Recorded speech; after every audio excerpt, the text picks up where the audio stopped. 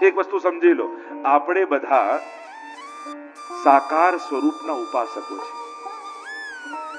એટલે કૃષ્ણ તત્વની જે ગઈકાલે હું ચર્ચા કરતો હતો કે એ અખંડ નિત્ય લીલાવાદ છે, નિત્ય લીલા એની છે, એ વૃદ્ધર્માશ્રયી છે, એ સર્વભાવે સેવનીય છે. એમાં એક તત્વ પણ બીજું વિચારવા જેવું છે કે આપણે બધા કૃષ્ણ ભક્તિ જે કરી રહ્યા છીએ એ સાકાર સ્વરૂપના ઉપાસક છે. એટલે કે સાકાર સ્વરૂપ આપણે પ્રભુને આજ 5 જ્ઞાનેન્દ્રિયોથી અનુભવ કરવો છે. શબ્દ, સ્પર્શ, રૂપ, રસ અને ગંધ દ્વારા. પણ હા, લૌકિક દેહથી અલૌકિક પ્રભુનો અનુભવ ન થાય. એટલે ઠાકોરજી પોતાનો અનુભવ કરાવવા માટે જીવના લૌકિક દેહને અલૌકિક સામર્થ્યનું દાન કરે, જેને તનુનવત્વ કહીએ. યમુનાજી તનુનવત્વ મેતાવતા, શ્રી યમુનાજી કૃપા કરે આજ દેહથી પ્રગટ લીલાના દર્શન. ઘણાને એમ જ કે મર્યા પછી જ ભગવાન મળે દેખાય. આપણે એવું નથી માનતા. મર્યા પછી કોણ ક્યાં ગયું આપણે કોણ જાણીએ? અને જે ગયા યદગત્વાન નિવર્તન્તે તદ્ધામ, એ પાછા આવીને કહેતા નથી. અને ક્યાંક આવી જાય તો આપણને ઊંઘે ના આવે રાતના. અચાનક જો સ્વપ્નમાં દેખાઈ જાય એમ તો કે હજી ગયા નથી. ઘણા બરાબર જાય નહીં. ઘણા શ્રાદ્ધો કરીને ધક્કા મારી મારીને મોકલવા પડે કે હવે તો પિતૃલોકમાં જાઓ. ફરી ફરીને પાછા આવે. આસક્તિ નહીં આવે ને, કદાચ ત્યાંય ના રાખતા હોય કે ભાઈ તું પાછો જા. અને એટલા માટે મૂળ વાત એ છે, આપણે ઉદ્ધારના વાયદાઓ નથી, મર્યા પછીની વાત નથી, જીવનની વાત છે. મહાપ્રભુજીનો માર્ગ છે ને આ ભૂતલનો માર્ગ. ભાગ્ય ન વલ્લભ ભૂતલ આય. આ પૃથ્વી પર, આ ભૂતલ પર જયારે આપણે જન્મ લીધો છે અને જીતા જીવંત આજ આંખે મારે કૃષ્ણને જોઈને જોયો, આજ કાનથી મારે તો એની વેણુનો નાદ સાંભળવો છે, આજ હાથે મારે એનો સ્પર્શ કરીને ગોદમાં લેવો છે. ભક્તોની તો આ આગ્રહ હોય. મર્યા પછી હું ક્યાં જઈશ? ઘણા તો એ ટેન્શનમાં મરે નહીં. અને ઘણી વાર મૃત્યુ સુધારવાની ચિંતામાં જીવન સુધારવાનું જ ભૂલી જઈએ. અને એટલા માટે એ ઉદ્ધારના વાયદા જ બંધ કરો. મનમાં એક જ વાત ચાલવી જોઈએ, આ આંખે મને ક્યારે ન કૃષ્ણ દરસ સો અટકી ગ્વાલી ને કૃષ્ણ દરસ સો અટકી, બાર બાર પન ઘટ પર આવર સિર જમના જન્મથી. આપણે તો આજ આંખે ને જોવો છે અને જોઈએ જ છે, પણ બસ એ ધર્મ સ્વરૂપે, ધર્મી સ્વરૂપે જયારે અનુભવ કરાવશે, આપણા ઘરે બિરાજે જ છે ઠાકોર. આ આગ્રહ હોવો જોઈએ. કૃષ્ણ ભક્તિ જેને કરવી છે ને, એને વ્રજ ભક્ત બનીને કૃષ્ણ સન્મુખ જવું. એટલે આપણે કહીએ આમ ધોતી બંડી પહેરો કે સાડી પહેરો કે આપણે જે વસ્ત્રોનું કહીએ તે વસ્ત્ર કઈ એના એ કોઈ નિયમ પૂર્વક નથી કે વસ્ત્રોને કારણે જ પ્રભુ કૃપા કરે, એ વાત નથી. આ એક ભાવ છે કે હું વ્રજભક્ત બનીને પ્રભુ પાસે જાઉં. મારો ભાવ વ્રજભક્ત નો રહે. મારી આંખો બંધ કરી દો, એક ગોપીની આંખે કૃષ્ણને જો. આપણે અજ્ઞાન તિમિરાંધસ્ય મહાપ્રભુજીને યાદ કરીએ, જેનો અર્થ શું? જગાવતા પહેલા મહાપ્રભુજીને યાદ કર્યું કે મારી આંખ બંધ, હવે શ્રી વલ્લભની આંખે મારા લાલનને જોઈશ. એમને આ જો મહાપ્રભુજી મારા લાલનને ઠાકોરજીને જોતા હોય તો એમને ઠાકોરજી કેવા દેખાય? મારે તો એ રીતે જોવા છે. અને આજ તો ગુરુનું સેવન છે ને, આજ તો ગુરુનો આશ્રય છે કે જે ગુરુના ચરણ પકડ્યા છે એની આંખે મારે ઠાકોરજીને જોવા.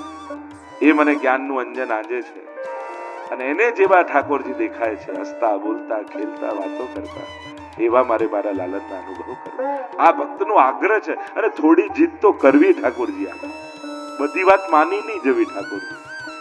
ભક્તના પણ કેટલા ઘટાગ્રહો હોય છે. એક ભક્ત તરીકે આપણો પણ આગ્રહ છે. આપણે વાર્તા સાહિત્યમાં તો કેવા પદ આવે, પરે પરેની વાર્તા આવે ને કે ના પરે તું પહેલા ભોજન કર પછી જ હું કરીશ, એ તો ભોજન જ નહીં કર. અને ઠાકોરજી પરેનો અર્થ જ થાય દૂર જાય. એટલે તો ગુસાઈજીનું નામ પૂછવા આવ્યું, મારે ઠાકોરજીનું નામ શું? ગાદી પર ચડી ગયો એટલે ગુસાઈજી કહ્યું પરે પરે દૂર જાય. અને એને જો ઠાકોરજીનું નામ મળી ગયું પરે, ઠાકોરજી આવવા લાગ્યા. આગ્રહ છે, આગ્રહ જ અનુગ્રહનું કારણ બનતું હોય છે.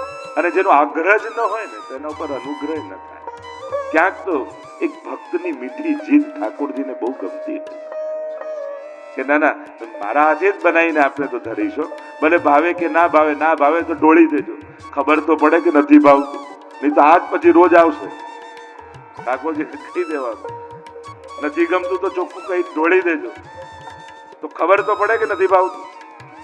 હવે ઘરના લોકો તો કાયમ કે તું તો કેવું બનાવે છે, પણ જયારે ઠાકોરજીને જોઉં ત્યારે હસતા મોઢે આરોગતા હોય. એ બધું હસવામાં એમ કે એક બેને કહ્યું કે એના પતિને કહ્યું કે મને એવી જગ્યાએ લઈ જાઉં જે હું ક્યારે ફરવા ન ગયું, પેલો હાથ પકડીને રસોડામાં લઈ ગયું. ક્યારેક તો જા વાત એ છે.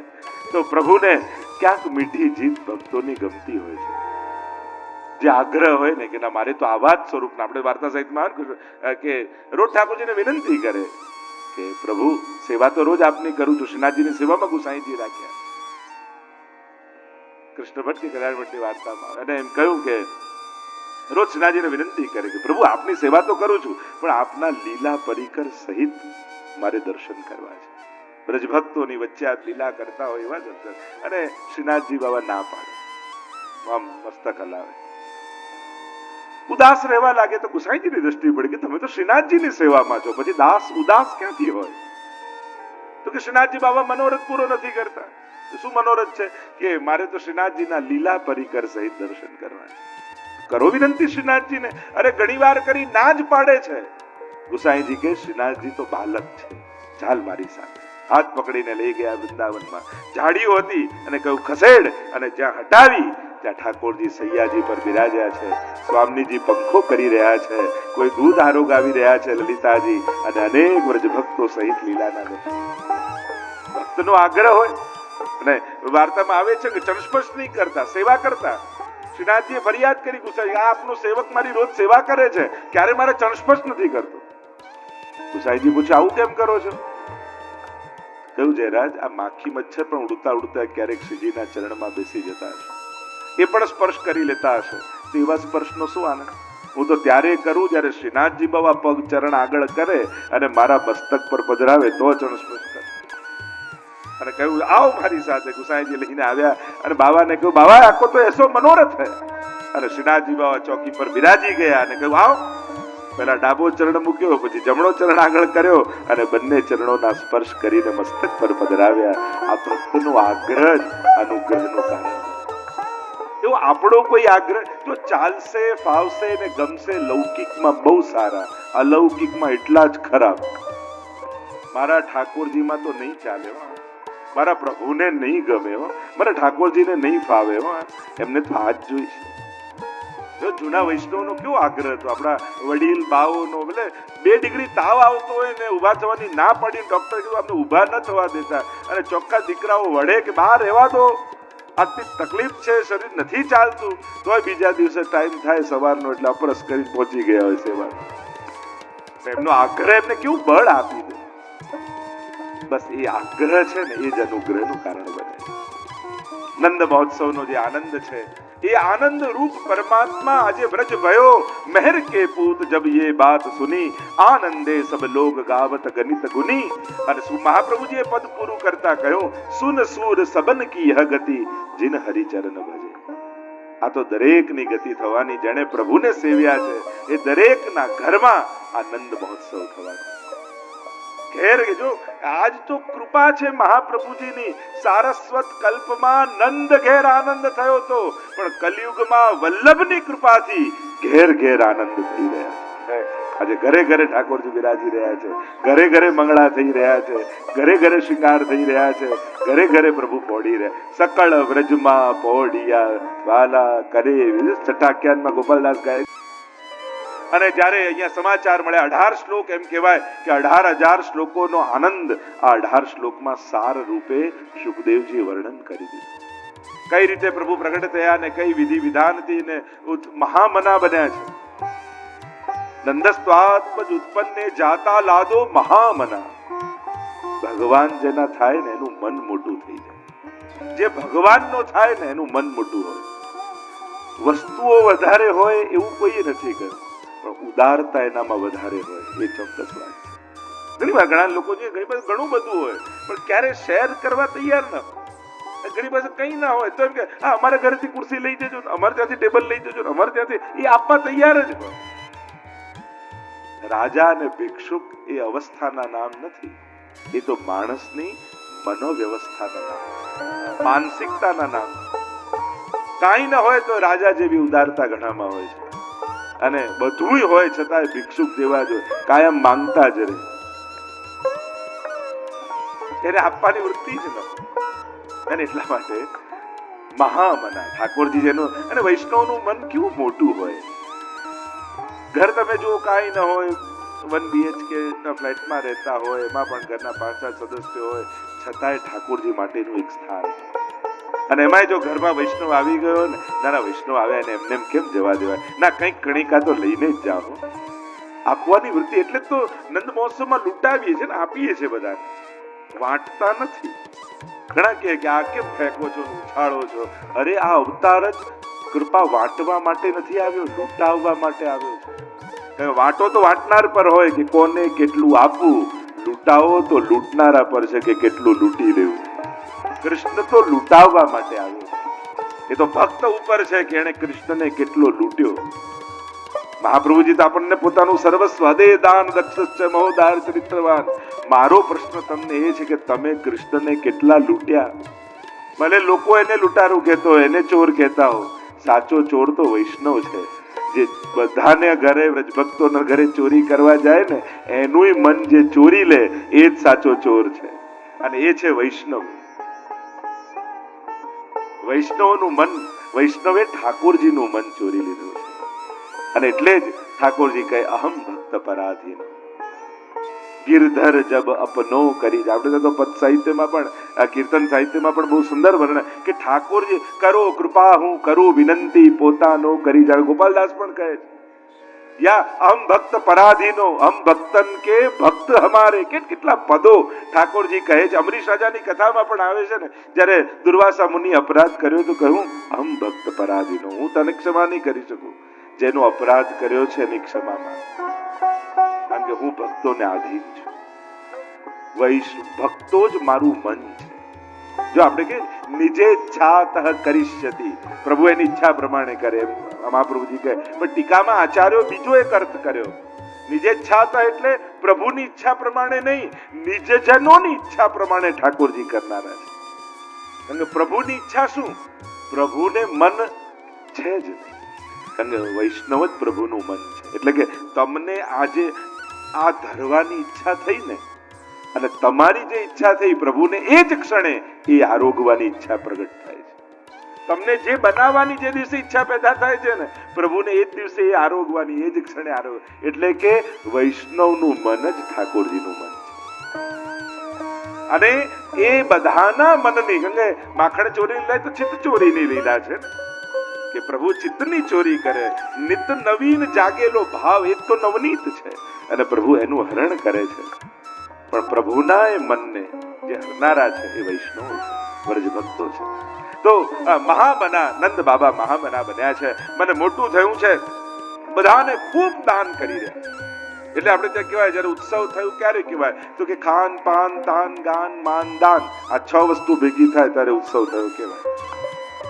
એટલે જયારે પણ ઉત્સવ કરો ત્યારે આ 6 વસ્તુ ભેગી કરવી. એટલે આપણે ત્યાં ઉત્સવ હોય ત્યારે દાન પણ થાય. અને તલના ઢગલાઓ કરીને ખૂબ દાન આપ્યા, હજારો ગાયોના દાન કર્યા છે. અને ખૂબ વર્ણન અનેક સંતો મહાત્માઓ અનેક પ્રકારથી ગ્રંથોમાં આ બધા નંદ મહોત્સવના વર્ણન કરવામાં આવ્યા. અને અહીંયા તો ગોકુલમાં એક જ ધ્વનિ ચારે બાજુ ગૂંજી રહ્યો છે. વ્રજભક્તો નાચી રહ્યા છે, કૂદી રહ્યા છે, દહીં દૂધ ઉડાડી રહ્યા છે. અને દરેકને એમ થયું કે જાણે અમારા ઘરે કૃષ્ણ પ્રગટ થયો. એટલે આજે કોઈ લેનારું બ્રજમાં હતું નહીં, બધા આપનારા જ હતા. એટલે લેનાર કોઈ નહોતું, એટલે ઉછાળવા લાગ્યા. અને નંદ મહોત્સવનું જે અદભુત વર્ણન, હે રી હે નંદરાય કે આનંદ ભયો, જે રીતે આખું વર્ણન કરવામાં. અને પુષ્ટિ માર્ગમાં આપણું વર્ષ ક્યાંથી શરૂ થાય? જો બધા ઘણાનું સંવત્સરથી શરૂ થતું હોય, ઘણાનું કારતક મહિનામાં ગુજરાતી હોય, પણ જે પુષ્ટિ માર્ગી વૈષ્ણવ એનું વર્ષ જન્માષ્ટમીથી શરૂ થાય. જો સેવા પ્રકારની પુસ્તક ખોલો તો ઠાકોરજી પ્રગટે ત્યારથી સેવાક્રમ શરૂ થાય. એટલે આપણા વર્ષનો પ્રારંભ તો ત્યારથી જ. કારણ આ ધર્મ હિતે પાયો યહ ધન નીકે રાખ યશોદા મૈયા નારાયણ બ્રજાય. આપણા ઘરે ઠાકોરજી પધાર્યા, આપણા જીવનનો એ જ સૌથી મોટો દિવસ છે. એટલે કદાચ બીજા કોઈ ઉત્સવ કરો ન કરો તો ચાલે, પણ બે ઉત્સવ જરૂર મનાવો. એક ઠાકોરજીનો પાટોત્સવ. તમારા ઘરે જે દિવસે ઠાકોરજી પધાર્યા હોય ને એની તિથિ લખી રાખો. નાના બાળકો હોય ને એ આખું વર્ષ એના જન્મ દિવસની રાહ જોતા હોય. મારો બર્થડે આવશે ને ત્યારે આમ પાર્ટી કરીશું, મારો બર્થડે આવશે આને બોલાવીશ, આ રીતે ઉજવું, આ રીતે આ વખતે આમ કરીશું.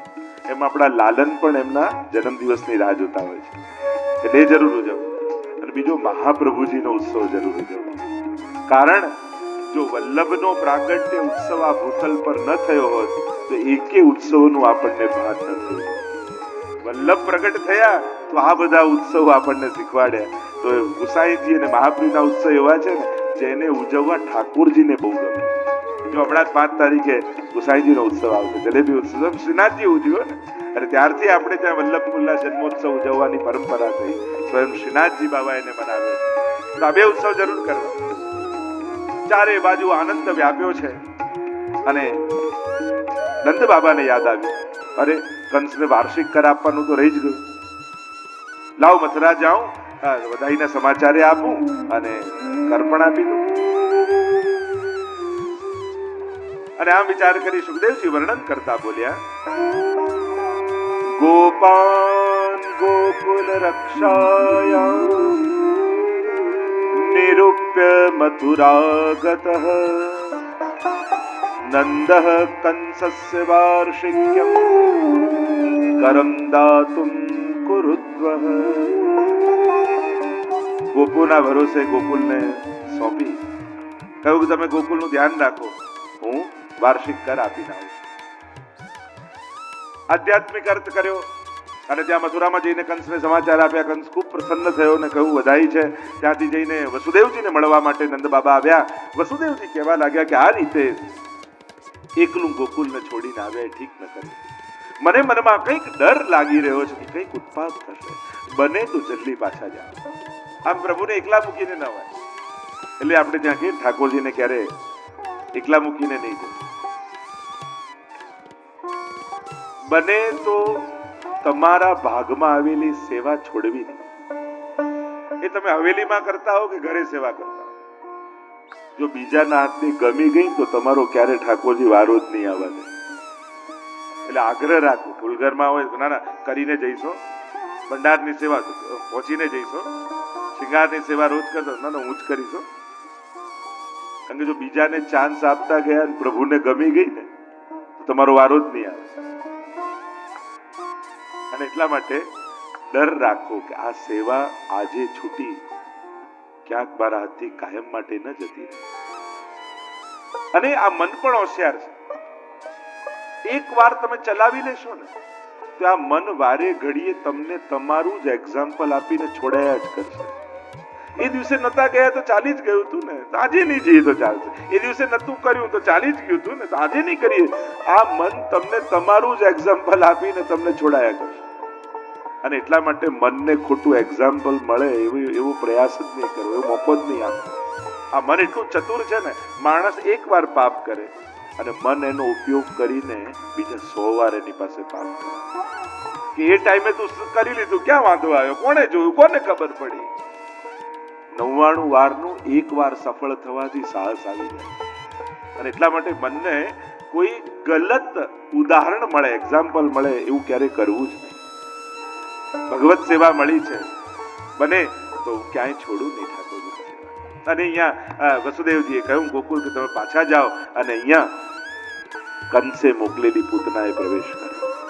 ત્યાગ, સહનશીલતા એ પસંદ નહીં કરે. એ હંમેશા નબળું, સહેલું એવું પસંદ કરે. એટલે મનને નક્કી કરીને તમારે સબ્જેક્ટ આપવાનો, મનને ચોઈસ નહીં આપવાનો કે તું સિલેક્ટ કરે, નહીં તો નબળું જ પસંદ કરશે. તમે પાપ અને પુણ્ય બે મૂકશો ને તો મન ધીમે રહીને પાપના પલડે બેસી જશે. તો પાછું કન્વિન્સ કરીને આપણી કે આતું ફ્રેન્ડ સર્કલ હતું ને એવું માહોલ હતો ને એવું સમય હતો ને સંજો આપણે ક્યાં એમ કરીને ઢોળે બીજા ઉપર કરે પોતે. આ મનની ચતુરાઈ છે.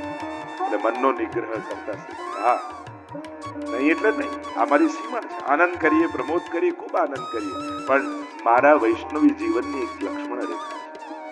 આનંદનો કોણ વિરોધ કરે છે? ખૂબ આનંદ કરો, પણ દરેકની એક સીમા હોય છે. અને જ્યારે સીતા, મનરૂપી સીતા સીમાને ઓળંગે છે, ત્યારે રાવણ બાર ઉભા જ હોય છે. એને તક ક્યાંક આપણે જ આપતા હોઈએ છીએ. અને એટલા માટે એ લક્ષ્મણ રેખા આપણે જ આપણી જાતે દોરી રાખવાની. કોઈ આપણને શું કે, જો અત્યારના સમયમાં હવે કોઈને કોઈનો ડર નથી ને હવે કોઈને કોઈની શરમ નથી.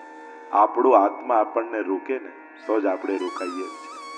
અને એટલા માટે હવે સંસ્કાર, ધર્મ અને સત્સંગની વધારે જરૂર છે. માણસ જેટલો સ્વતંત્ર થતો જશે એટલે એને આત્મસંયમની વધારે જરૂર પડશે. કારણ કે હવે કોઈના કહેવાનું અને પૂછવાનો સમય નથી, અને હવે કોઈને બહુ કહેવાનો ટાઈમ નથી રહે. કે કોઈને 2-4 વાર કહો તો એમ થાય કે હવે આમની પાસે બેસવું જ નહીં, હમણાં લેક્ચર ચાલુ કરી દેશે. અને કોઈને હવે જૂનું ગમતું નથી. પપ્પા, વડીલો એમ કે બેટા આ ગામમાં આપણે આયા, 100 રૂપિયા ખિસ્સામાં હતા, પપ્પા તમે 100 વાર કહી દીધું છે. હવે જૂની કથાઓમાં કોઈને રસ નથી. હવે શું કરવાનું, હવે શું સમજ, હવે તો એની ચર્ચા કરવી. અને ઘણા જૂના લોકોને એવું છે કે આ પેલો દુખીને હેરાન થાય ને તો શીખે. ઘણા એવું કે હેરાન થવાય તો જ શીખાય. એવું જરૂર નથી હવે કે હેરાન થઈને જ શીખાય. એ નસીબ લઈને પેદા થયા છે, સુખમાં પેદા થયા. એટલે હવે તમારે એમને યોગ્ય વાતાવરણ આપીને કરવું પડશે. હવે આંખ કાઢીને કોઈને કહેશો તો નહીં સાંભળે, પણ આંખમાંથી આંસુ પાડીને કહેશો ને તો બધા તમારા આંસુઓને ઝીલી લેશે. હવે કોરોના પહેલા માણસને ખોલવાની ચાવી એની બુદ્ધિમાં હતી, અને કોરોના પછી એની લોક હવે હૃદયમાં આવી ગયું. માણસ વધારે ઇમોશનલ થઈ ગયું. એટલે કોઈ કહ્યું તાળાને ચાવી ઇઝીલી ખોલી, આટલી નાનકડી ચાવી, અને પેલો હથોડીને 10 વાર મારવું પડે ત્યારે ખુલે તો નહીં, તૂટે ખરું. આવું કે આટલી નાનકડી ચાવીથી ખુલી જાય ને હથોડીને આટલી વાર મારવું પડે? તો કહ્યું કે ચાવી દિલમાં અંદર જઈને પછી ખોલે છે, એટલા માટે ખુલી જાય છે, અને હથોડી બહારથી મારે છે એટલે તોડી નાખે. એટલે હવે કોઈને તોડવાની જરૂર નથી, એને ખોલવાની જરૂર છે. આ સંવાદ બી જ્યારે થાય છે ને, સુખદેવજી સંવાદ, પ્રશ્નો પણ 2 કારણથી થાય. ઘણાને પ્રશ્ન 2 કારણ, એક ઘણાને ખુલ્લા પાડવા માટે પ્રશ્નો થાય, અને ઘણાને ખોલવા માટે પ્રશ્નો થાય. જ્યારે બુદ્ધિ એને નીચું બતાવે, એને હરાવવા માટે કરે ને, ત્યારે એની અંદર જિજ્ઞાસા નથી હોતી, એને ખુલ્લા પાડવાનો છે. આને કાંઈ આવડતું નથી, આને કઈ ખબર નથી, એટલે આને એવો ક્વેશ્ચન કરું કે આને આવડે જ નહીં, એટલે એને ખુલ્લો પાડવા માટે. પણ શિષ્ય જ્યારે પૂછે છે ત્યારે જિજ્ઞાસા હોય છે. એ ગુરુના હૃદયને ખોલવા માટે, એના જ્ઞાનના દરવાજાને ખોલવા માટે ચાવી બનીને જિજ્ઞાસાઓ બને. એટલે ગીતાજીમાં ભગવાન કહે છે ને કે તદવિધિ પ્રણિપાતેન પરિપ્રશ્નેન સેવયા ઉપદેક્ષંતિ તે જ્ઞાનમ જ્ઞાનિનઃ તત્વદર્શિનઃ. તું પહેલા એનો થા અને પછી પ્રશ્ન કર. આત્મીય બન અને પછી એનો આત્મીય થઈશ ને તે ખુલીને વાત કરશે. એ બુદ્ધિથી નહીં, એ દિલથી વાત કરશે. અને ગુરુ બુદ્ધિ અને જ્ઞાન કરતા થી વાત કરે એના કરતા હૃદય ખોલીને વાત કરે ને ત્યારે જે આનંદ આવે ને, ત્યારે એ પોતાના અનુભવની વાત કરતો હોય છે. અને ગુરુ પોતાનો અનુભવ કહે ને તો શિષ્યનો એક દિવસ એ અનુભવ બની જાય. પોતાના અનુભવને બીજાનો અનુભવ બનાવી શકે, એ જ ગુરુનું સામર્થ્ય છે. મહાપ્રભુજી કહે સુરદાસ, સુરદાસ ગોકુલ કે દર્શન કરો. મહાપ્રભુજીની તો પ્રગટ લીલાના દર્શન થાય, પણ જયારે આજ્ઞા કરે ને તો સુરદાસજીને આંખોના આકાર ન હોય ને તોય ગોકુલમાં ઠાકોરજી હાથમાં માખણનો લોંદો લઈ અને ઘૂંટણીએ ચાલતા દેખાવા લાગે.